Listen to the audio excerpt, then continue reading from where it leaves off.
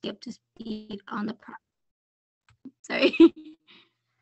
So we have created this with 3 main goals in mind. One is to help you stay up to speed on the progress of the Texas Commission on Community College Finance. I know it's pretty long, so they're very cool. Our second goal is to present and discuss the Commission's draft recommendations that were presented on September 12th in the meeting, including some reactions that we had from the students. And we will also have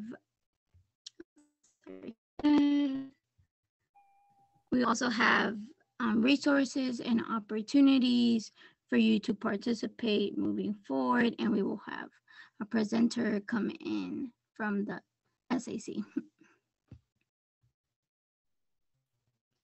And Jonathan will pop in some recap sessions that we've had in the past, so those are available to you. So please feel free to look back at those for reference or if you missed one. Thanks, Ruby. Welcome everybody once again. I don't think we got a chance to share the results from our first poll, and hopefully everyone will have a chance to utilize the poll function within Zoom. We're gonna sprinkle some throughout today, but the first question we asked as folks hopped on was really just who's in the room. So you should be able to see at least a good sample of all the wonderful folks who've hopped on to join us today. And it looks like we've got a really strong representation from nonprofit support staff, as well as some students and advocates, and even some state legislators and agency staff. So as always, it's great to have diverse perspectives that are engaging in this work. So yeah, really excited to be with y'all today. And as always, we're gonna try to cover a lot of ground, and this is a pretty momentous recap, since we're really gonna be talking about this most recent meeting on September 12th, when the commission presented their draft recommendations. Of course, they came out maybe a week or so before the actual meeting itself, but this was really the commission's first opportunity to publicly present them, to engage in dialogue, and as well as to invite public testimony. So you can see the agenda here on your screen that was posted for the meeting on the 12th. Of course, you can find that agenda as well as all the presentation materials there from all of the commission meetings prior at the link that you see on the screen. The other thing I want to flag while we have the agenda up, you can see Commissioner Keller from the coordinating board did provide a little bit of testimony. It was primarily just focused on sharing the results of a recent statewide survey on public perception of Texas community colleges. So actually throughout today's recap, we're going to reference some of those survey questions and the results using that Zoom polling feature. And like I mentioned, the meeting also provided the first opportunity for really for public comments on the recommendations themselves. I can tell you that from what I observed, the reception was overwhelmingly positive. Every person who testified expressed really unequivocal support for the recommendations themselves. The consensus really seemed to be that the drafts not only align with the recommendations that that they've heard from a lot of experts and groups, including students, community college leaders, business leaders as well. It really aligns to what they've heard over the last 9 or 10 months since the commission really was formed. But that also these would make substantial improvements to the current system. So of course, as always, commission members were presented with a few questions and calls for clarity. And so we're gonna feature some of those questions that are still outstanding in these final weeks as the commission works to kind of finalize and fine tune those recommendations. So just a very small sample size, but you can see just some of the quotes that were pulled both from commission members themselves, as they engaged in some dialogue with each other, as well as some of those excerpts from the testimony and the public comment that was invited. So again, really, really positive. A lot of feeling that these drafts recommendations are giving us a really strong starting point as we go forward. So we'll kind of hand off here in a second to Sarah, but just so you get an idea, if you haven't looked at the draft recommendations in any kind of detail, and I would encourage everyone to actually read them in full. What has been released was basically 6 pages. So very manageable to make your way through those 6 pages of a larger draft report. And again, it's that larger report that's being fine-tuned and that will be brought forward at the final meeting in a few weeks. We'll talk about kind of what comes next towards the closing. But the recommendations are really folded into 3 main categories. The first one is state funding for outcomes. The second is around affordability for students. And the third is called investments in college capacity. So what we're going to do is we're going to actually work our way through still at a pretty high level, all 3 of those buckets. We'll kind of pause in between for a little bit of a kind of check-in with a poll question of some sort. And we're going to really try to protect some time after we've made our way through the 3 buckets for folks to come off mute, to share, what questions they may still have, to comment on the things that they've heard that they're most enthusiastic about or eager to see further clarification around. So with that, I will hand it to Sarah to jump in with the first bucket. Great. Thanks, Jonathan. Hi, everyone. Sarah Jensen with the Commit Partnership. And just want to start with the idea that this is a radically different way of approaching the community college finance system. And we are just so enthusiastic about what the commission has come out with so far.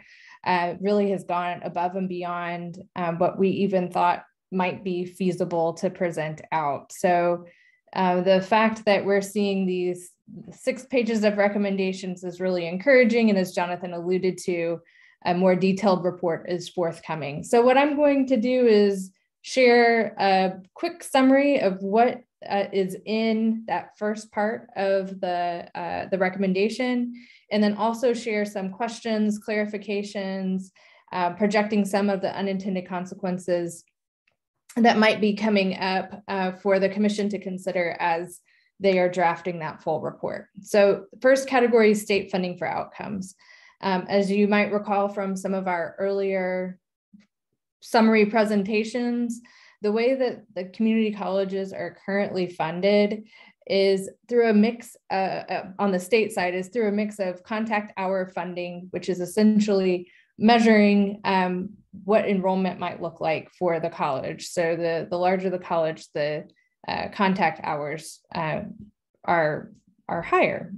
So what this new approach to state funding would do is shift to be more outcomes based. So the majority of the state funding for community colleges would come from outcomes based funding based on completion, and would also be differentiated for different student populations, which is a big shift because that is not currently in the community college finance model either.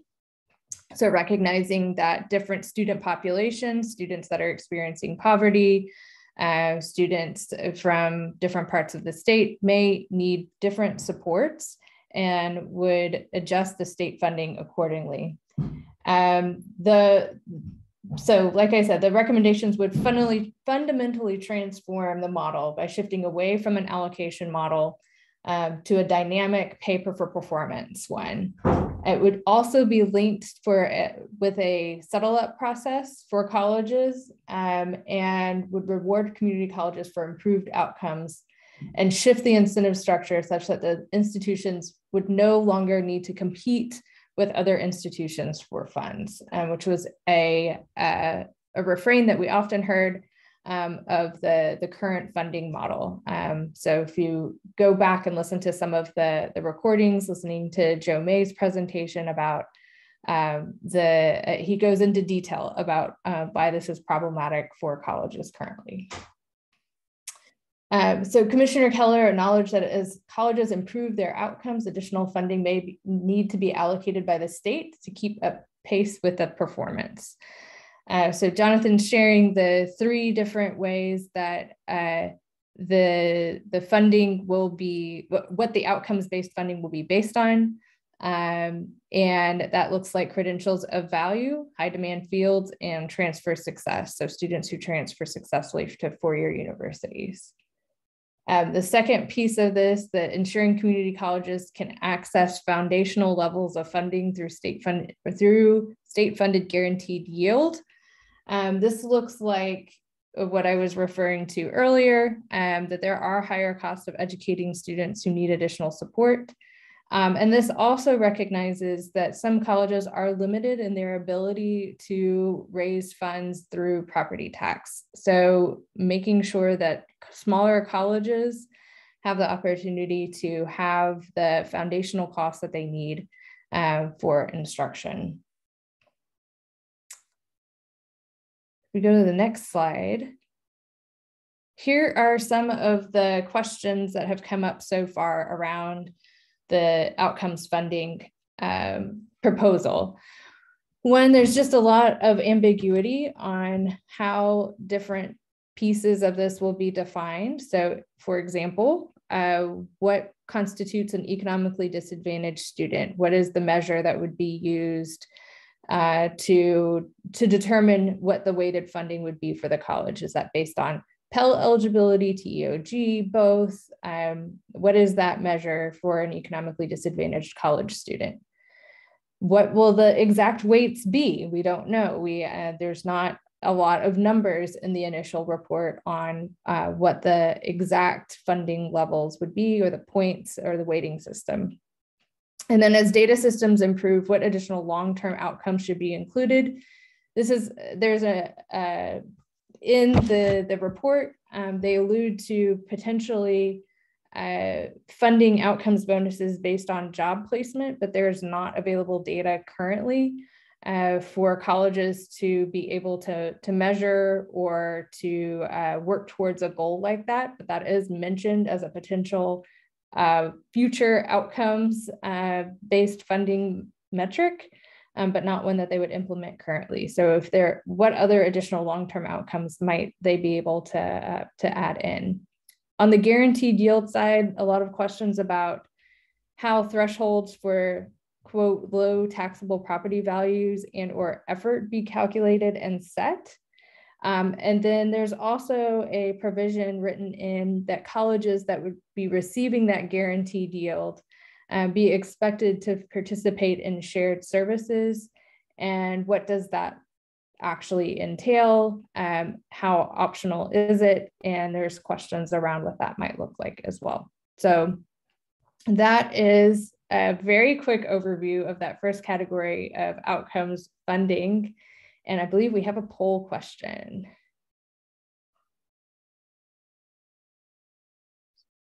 All right, so you should see, yeah, there are actually going to be 2. Okay. So I think we might have missed this one, but I think it's still a good question. Hopefully everybody can see it.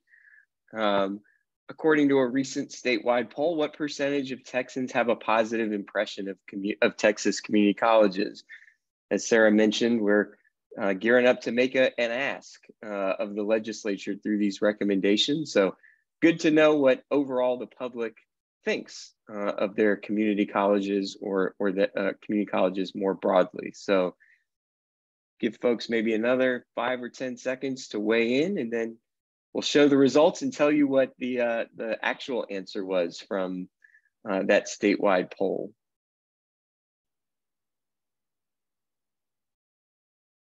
All right, you should be able to see the results.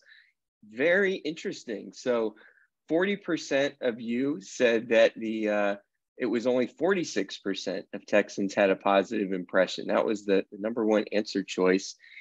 And the correct answer was actually the least guessed. So it's actually 95% who have a positive impression of Texas community colleges.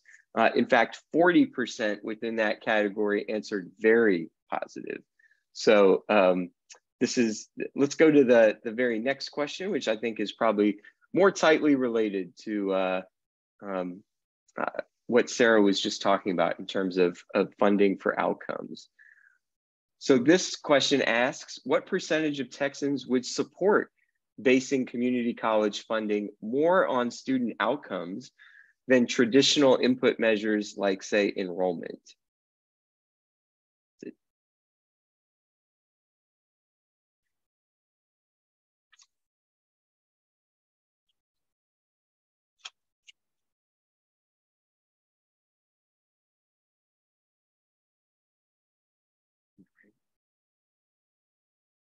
Get your vote in. Last call. All right. Let's see what you said. Again, hopefully you can see what your other attendees said, as well as maybe what you said. So good job by the group here. The correct answer was actually 65% who said that they would support community college funding being based more on outcomes than say contact hours or enrollment. Again, positive in terms of some of the alignment between the broader public, and it sounds like the direction that the commission recommendations are going. So let's keep moving. Again, hold on to your questions. We will make sure that there's lots of time, or at least some time, for us to have a further discussion. And I'm sure you have questions about what Sarah just presented. Lots of details underneath that, of course. The second big category, which we're really excited to share, was the commission's focus on affordability for students. So you can see the three kind of primary vehicles that the commission identified to address affordability. The first one is related to what's called Texas Educational Opportunity Grants, or TEOG. That is the state's need-based financial aid program for students enrolled in public two-year institutions in the state of Texas.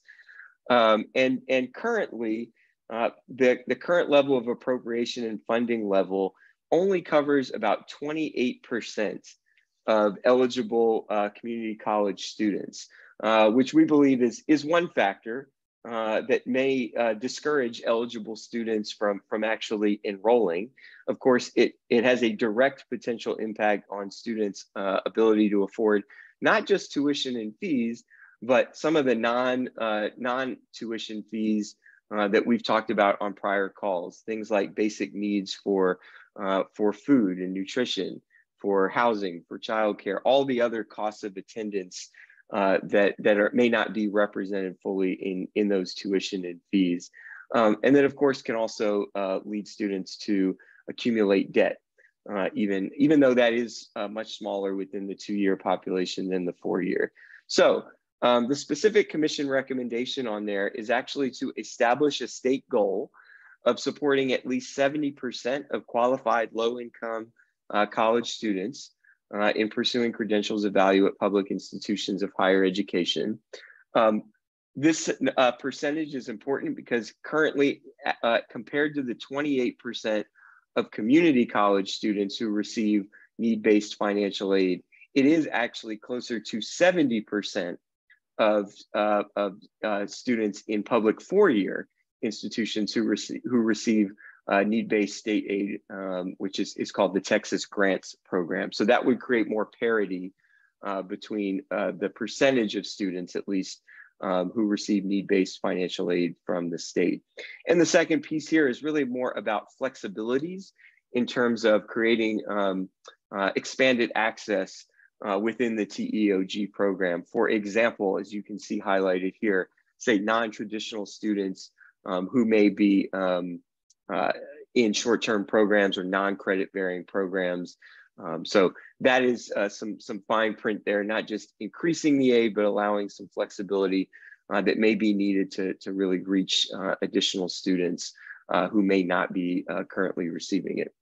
The second piece here is actually we'll talk a little bit more about this, but it's being called financial aid for dual credit. And so that's targeted for economically disadvantaged students. And you can see a little bit more now on your screen. So the idea behind this program or this funding is that it would actually be administered by the coordinating board in coordination and with support from Texas Education Agency to basically reimburse community colleges for students, for low income students who they enroll in dual credit courses. So for context, there are about 2,000 dual credit students across the state of Texas, and across all the community colleges, they provide about $190 million in tuition exemptions and fee waivers every year. So again, this would be focused primarily on making sure that at least cost is not a barrier to providing access to dual credit for economically disadvantaged students. And you can see another fine print area, which we'll flag in just a second as an area of further clarification and question, is the idea of essentially incorporating a uniform rate for dual credit tuition and fees for the coordinating board to work against and to help ensure more equitable access. Well, there's lots of nuance to that one. The third, and this is more aligned to some of the workforce recommendations, but this is around expanding partnerships among colleges and private employers, really through paid work-based learning opportunities. Of course, this has the added value, of course, under affordability of providing additional financial support for students to earn while they learn and develop skills through real work experiences. And then, the other piece of this is there are lots of different funding mechanisms that could potentially support this. That includes, of course, federal funding, Perkins, other apprenticeship related dollars. Of course, the state also operates something called the Texas College Work Study program, which has an incentive built in for colleges and private employers to split the cost of wages utilizing those dollars. So more details to be worked out there for sure, but that's what we have on affordability. So just like Sarah did on the first bucket, I'm just going to flag at a high level some of the questions that I know are still out there. The first on kind of TEOG and financial aid more broadly, the language you might have noticed says setting a goal. Well, we're interested, I certainly am, in whether or not that goal will be time bound. Are we going to very quickly reach this new goal of making sure that we're reaching 70% of those qualified low-income students? And then I think the second question pairs with what are those additional flexibilities that are needed? A very specific example, if you're curious, is that we do have community colleges that now offer bachelor's degrees. I know in Dallas, they're doing this with early childhood educators. I believe Alamo College has a similar program where they offer a bachelor. Well, this is kind of, no man's land, as it were. So if you're a student in a community college, but pursuing your bachelor's, you're not eligible currently for TEOG funds or for the Texas grant. So I know that's one flexibility that's been flagged, but there are others as well. In the dual credit domain, you can kind of see some of the questions there. Financial aid may be a little bit of a misnomer because what we have heard, at least verbally clarified, is that this would really flow to the college based on a student's already qualified status for receiving free and reduced price lunch. It wouldn't require a student application. And so want to make sure that isn't confusing and avoids, kind of eligibility concerns around other forms of financial aid. So, and then of course, lots of discussion about this idea of a fixed rate for dual credit tuition and fees. As we've talked about previously, there are lots of different business models, basically 50 for every community college. And this is an important part of the business model, especially for community colleges as they, in some cases, compete to offer dual credit, and especially when you start to get into, you know, in-district versus out-of-district tuition rates. So lots of details there. The third piece there on work-based learning, I'll just say, certainly a question I have is, are we really just talking about being more efficient and braiding the funding that already exists, or is there any conversation around additional or more targeted state investment in that particular area? So I will pause there. I know we have, I think, a poll queued up geared around this affordability question. So hopefully you can see it. Again, same poll. What do Texans say they value most about community colleges? These are all probably important, but which do you think kind of rises to the top? Is it the value of the credentials themselves? Is it students saving money, especially in comparison to attending a four-year institution? Is it credits transferring, awarding of credits that can transfer to a four-year institution?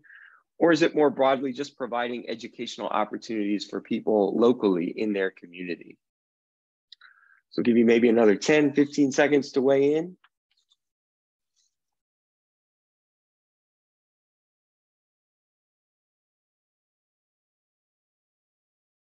All right, you haven't gotten it in. 3, 2, there we go. Let's share the results with everyone.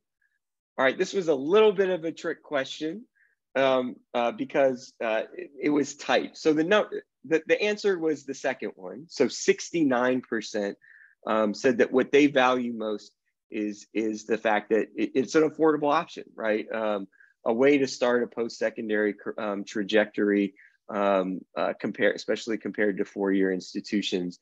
But just behind that was the third one, which is awarding of credits that can ultimately be transferred to a four-year institution. And then just behind that was the last one, which was providing educational opportunities for people who live in the community. But those were all 65% and above. On the first option, the awarding of credentials.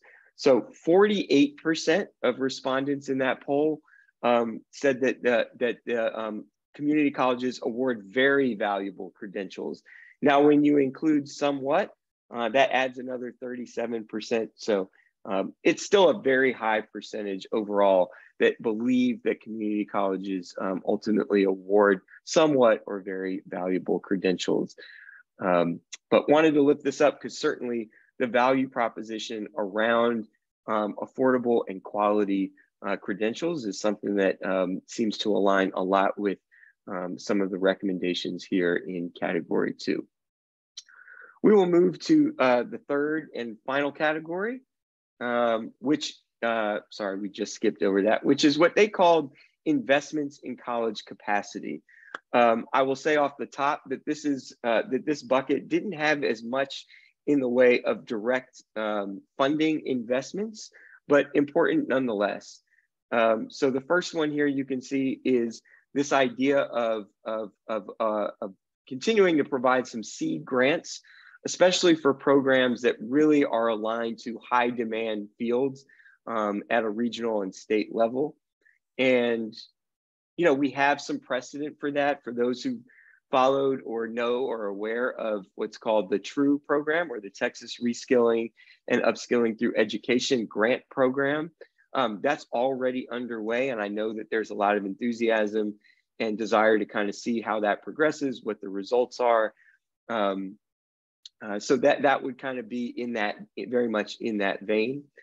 The second thing here is really around shared services. We've talked about this. There was a lot of testimony, including some testimony presented by Jobs for the Future at that September 12th meeting, if you're interested in diving more deeply into that.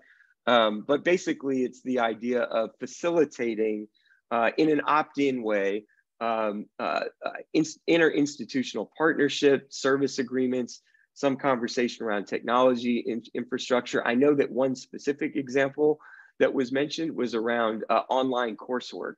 So if for some reason a college, a small or rural, especially institution, isn't able to offer a course, this could be facilitated virtually with other institutions that may offer those specific courses. And then the third here is really around probably a whole slate of state policies that would really be focused on, you know, kind of non-credit credential programs and the ways in which they stack. I know that may be a jargony term, but how they stack and convert into credit-bearing programs. So, you know, there's a lot of interest in how do we help speed and ease kind of continued skilling and credential earning in the state. And you can see in some off to the right some of the fine print about what that work could look like. So I'll tell you, this is not an area necessarily of my specific expertise, but I think this is really pointing at the need and the desire to go further and to do more in this area. And some of that is already underway within some of the tri-agency workforce initiative work. So those are the three big buckets of the recommendations. I'll tell you just one of the last questions I think on this. There's a lot of data work that's ongoing and that will kind of bleed into especially this last area, especially when we talk about how we define high demand fields, especially at a regional level. So that's one question. And I think there's an outstanding question about, you know, the flexibility and the consistency of one-time grant funding. So those are just some of the things that I think have emerged in that last bucket.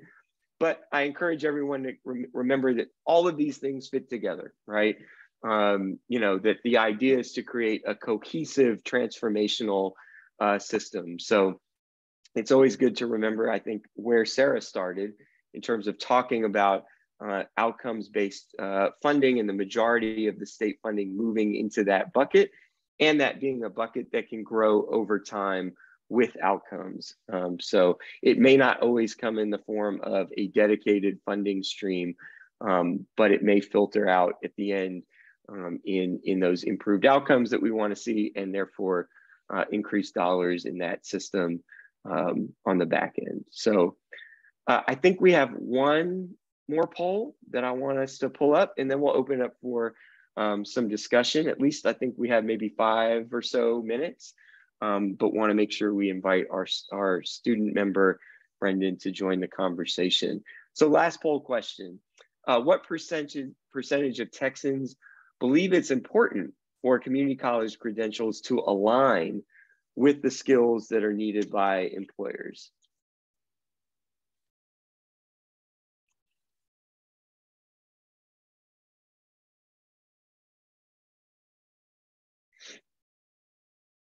See most of the responses in, but maybe 5 more seconds for anybody who wants to jump in.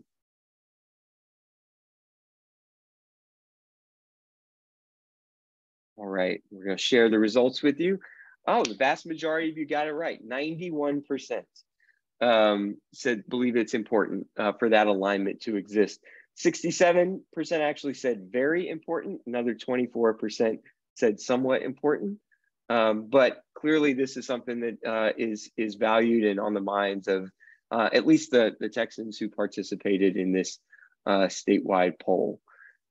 So with that, let's we'll close out that poll, and we'll just really open it up. Whether you're in the chat, if you want to come off mute, this is really, you know, your opportunity to share reactions to what you've heard.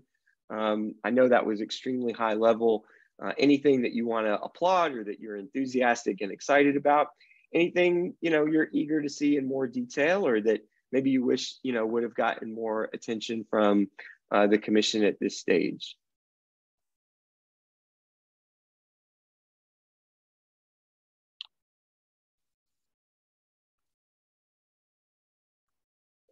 Don't be shy.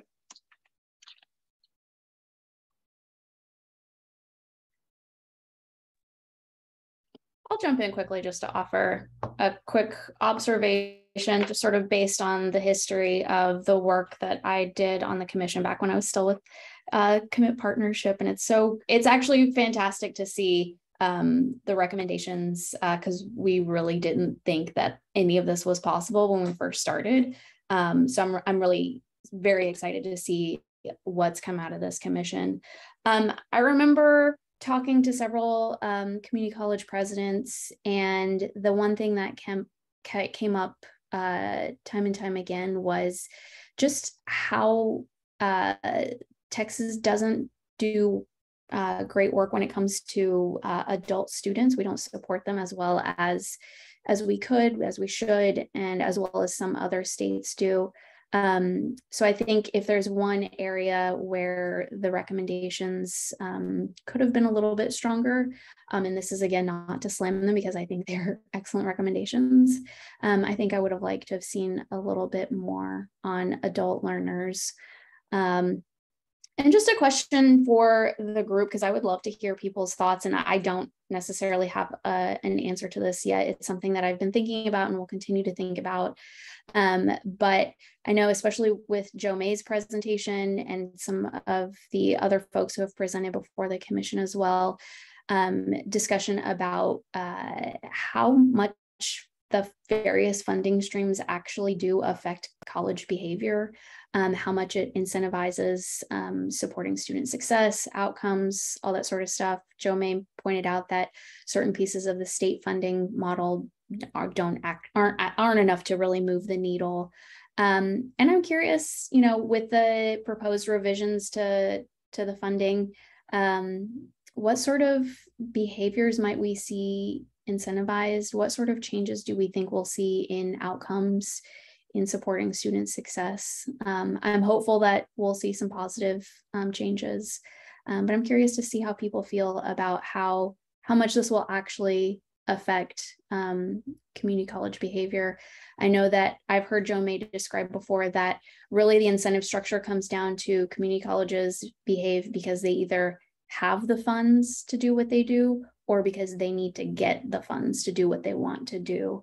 And we want to shift community colleges so that they're in that first category of having the funds to do what they want to do. And that's often not the case. And I'm wondering what folks think about how much this will change the incentive structure to promote greater equity and effective funding among the colleges.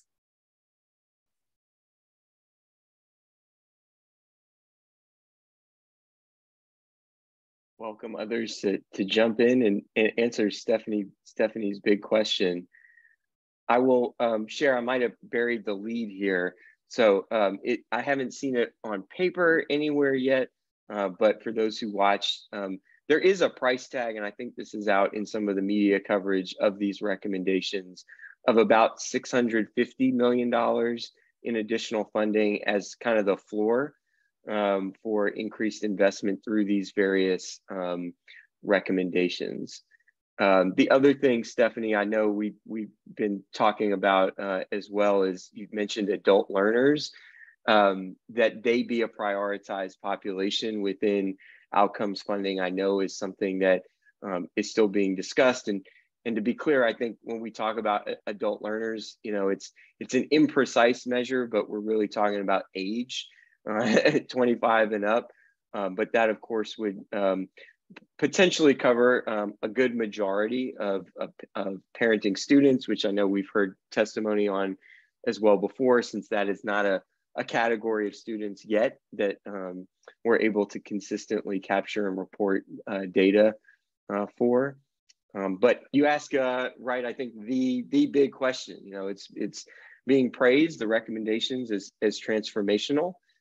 So, kind of the proof will be in the response, right, in terms of what happens on the ground. So would welcome with maybe the next minute or two, if anybody wants to jump in and share their thoughts.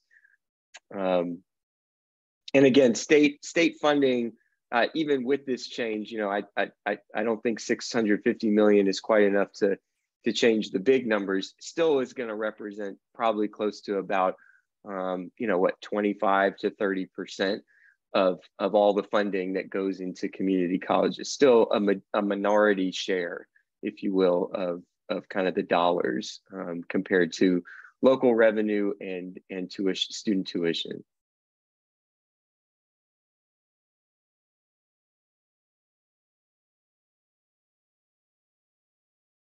Hey, Jonathan, this is Dan Hooper with Scholarshot. So Stephanie, I'll give you our observations.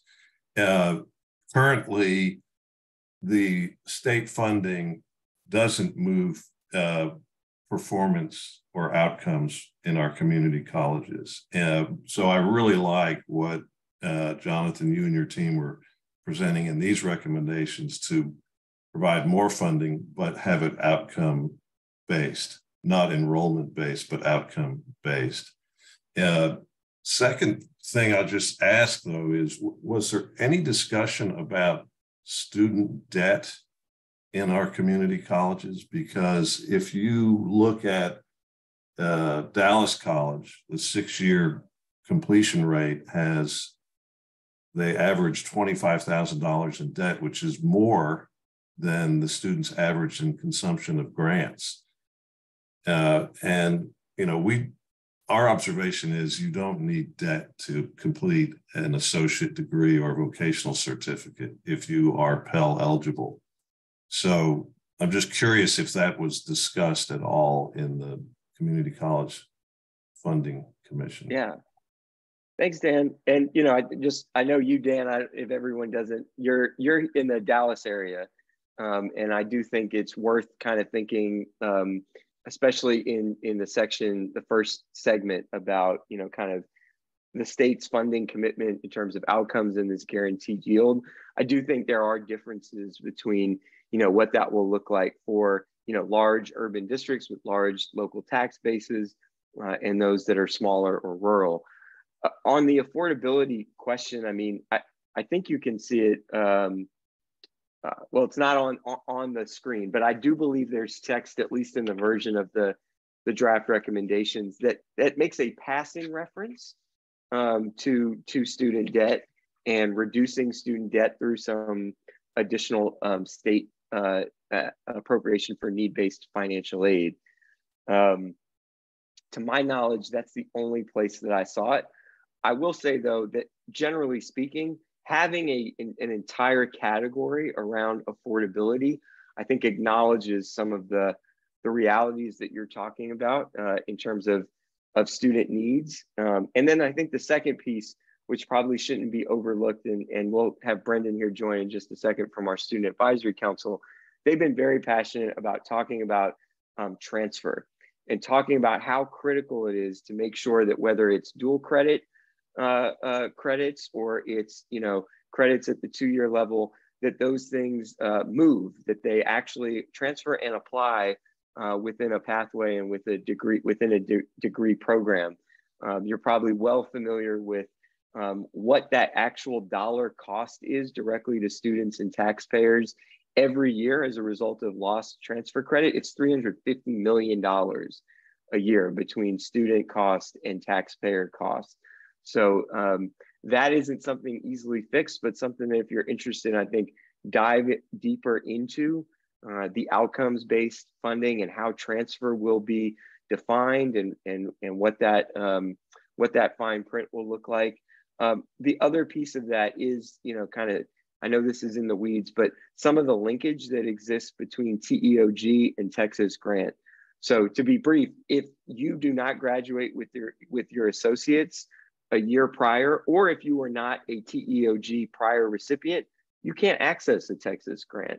So increasing eligibility and in terms of TEOG will have the added benefit of more students ultimately being able to hopefully receive a Texas grant if and when they transfer. So I am going to move us forward because we are really excited to have one of our Student Advisory Council members, Brendan, join us. I'm going to pass it back to Ruby for some quick Q&A. I hope you'll stick around and hear what students have to say and what their reactions to the recommendations are currently.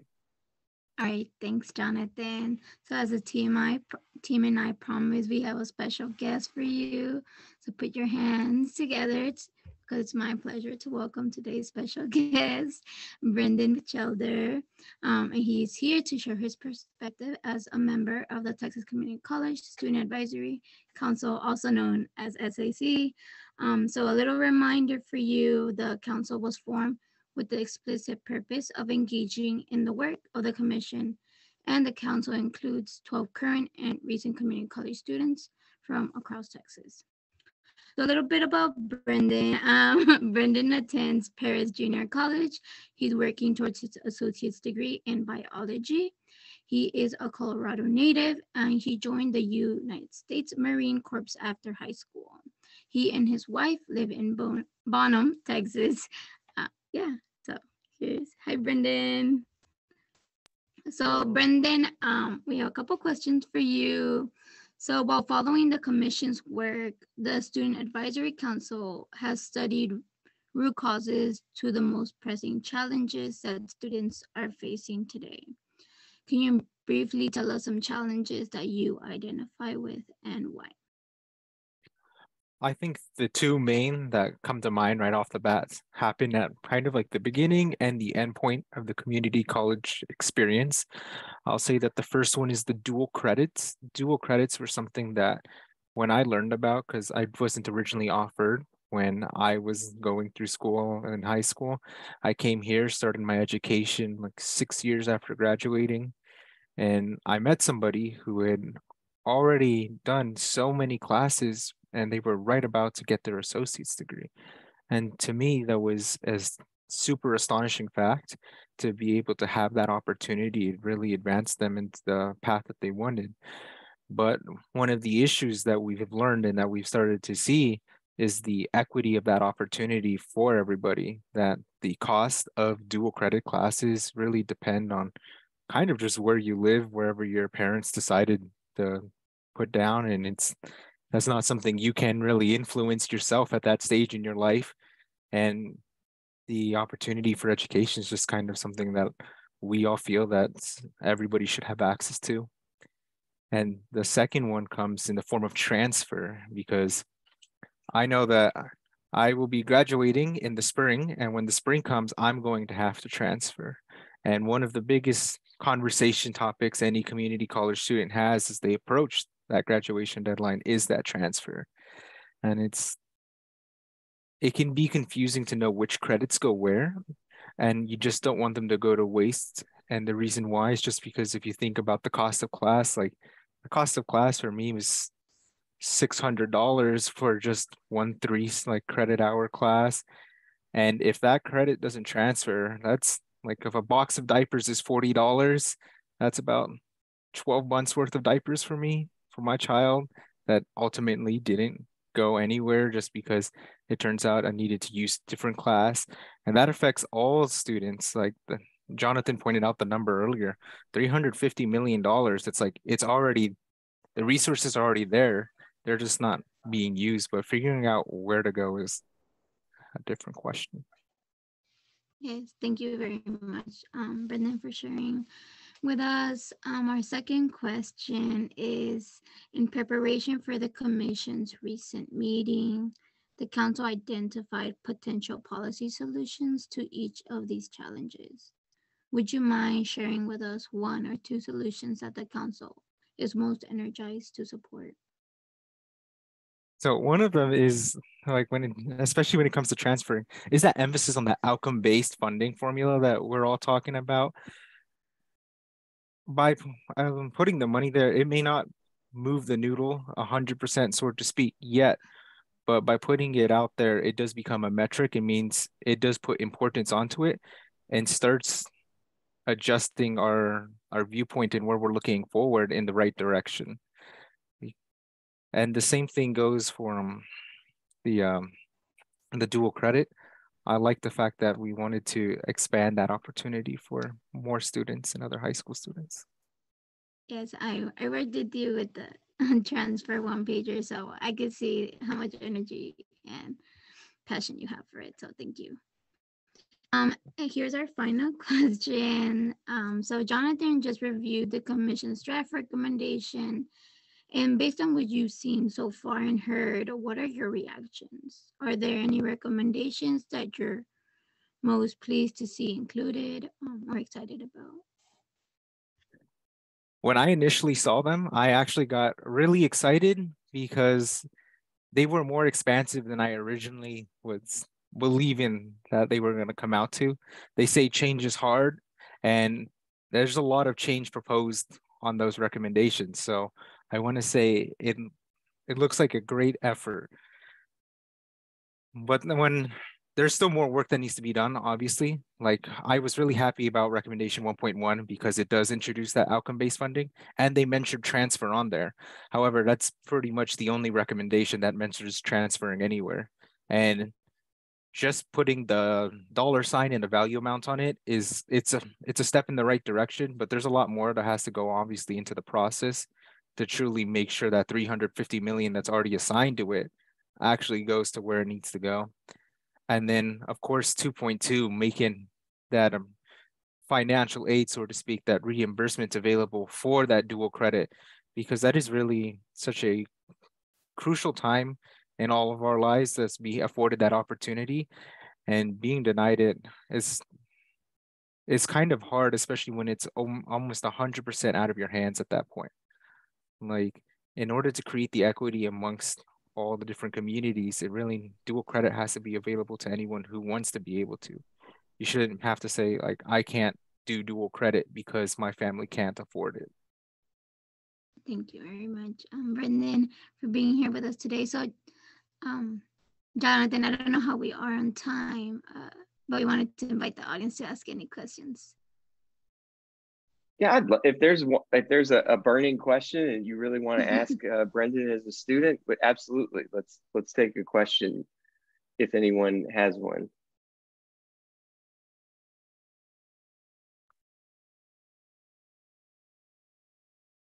All right, well, thank you, Brendan, as always, for lending your voice and all your hard work.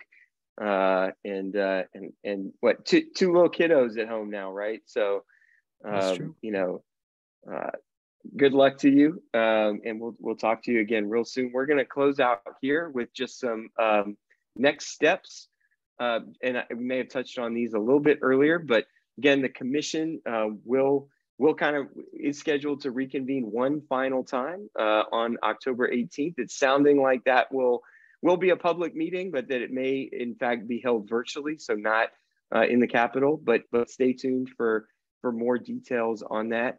You know, again, their goal is really for that meeting is to review and approve that report that they are statutorily required to deliver to the leadership, to the governor, lieutenant governor, and to the legislature by November 1st. So I'm certain that there's a working draft of that final report that's circulating, and this is certainly that window. If you want to engage and dig into some of the details and seek clarification around any of those recommendations you learned about here today or before, this is a very short window, but kind of the last opportunity to kind of weigh in and engage with the commission before they finalize the report. And then, of course, putting it on everybody's radar, the session begins January 10th. That's the first day. And of course, that's where all of the recommendations will ultimately need action, right? This is just on paper right now. So until it becomes law, and there will be lots of details, trust me, that will get worked out by the legislature. And if not by the legislature, then later, even in rulemaking. So if you like the details, we would love for you to continue to stay engaged. But even if you're not wanting to follow that super closely, we did want to close with a few opportunities, and we'd love for you to consider these, share these. As we get into session, it's going to take all of us engaging and making this a priority and reinforcing the importance of community colleges for our students and for the future of our state. So the first, I'll just kind of say, you know, you got a chance to hear from Brendan. Last time we did this, I think you got a chance to hear from Christy and Christina.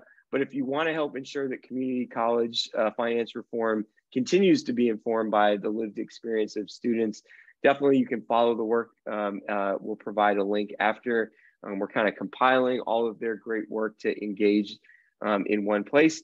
And if there are other students across the state that you want to send our way, that we can be helpful in bringing them up to speed and equipping them engage as advocates, feel free to contact me anytime. You know, there are others on the call too who can do that. Ed Trust and YI, Young Invincibles, are both members of the Post-Secondary Advocates Coalition for Equity. We are finalizing our priorities, and I'm pretty certain that community college finance and affordability will be #1. So you can see Aurora's email there if you're interested in joining a meeting or potentially inquiring about becoming a member.